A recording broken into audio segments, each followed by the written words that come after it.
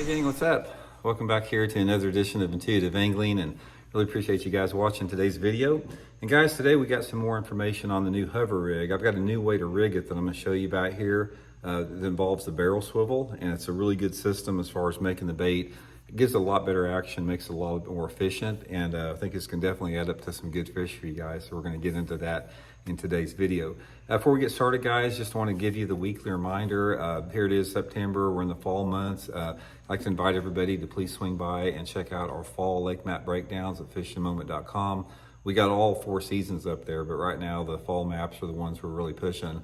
And these are great resources to learn more about your favorite lake if you don't know much about a lake you're going to, or if you fish a lake a lot and you want to get some different viewpoints, some good spots on it. It's a really good resource. And also, if the lake you fish is not on our website, you can book a virtual lesson with me to go over any lake in the country. So I'll put the link in the description there. Really appreciate that. Okay, guys, we've talked about the hover rig quite a bit in the last few weeks, for last 2 months actually, and we're going to continue doing so because it's a freaking awesome bait. But one of the inherent issues that I've had with it so far, now here's the hover rig, guys, and here's the hover rig head, is the fact that, and I'll show you how to rig it here in a second if you don't remember, but the problem with it, not a really problem, but one of the issues with it is this thing, when you if you just rig it just like that, straight on there, and you dart it around, the thing is so crazy and it just goes everywhere like crazy like that, that after you fish it for a couple, 2 or 3 hours, you start to develop a little bit of line twist in it. Not bad, but a little bit of line twist. So one of the things I like to do, guys, is I put just a barrel swivel like this, just really, less than a foot away from it, like 6 inches away from it like that. And it does 2 things. Number one, it completely takes out the line twist, so you can throw the thing all day long and not have any line twist issues. And one of the things that I really believe that makes a difference, and I've noticed this like on floating worms, is when you're reeling this thing, like in clear water situation, I think a lot of times these fish think this is a bait fit. This fish right here, this is another little fish to the fish. They're chasing this little barrel swivel because they think it's something alive in the water, because this thing is in front of it and the thing is always behind it.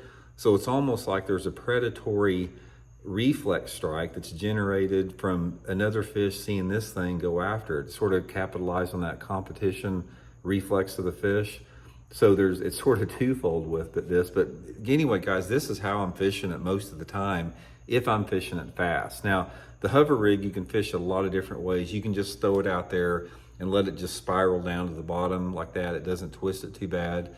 But my favorite way to fish the hover rig with anything is I jerk it hard, almost like a jerk bait.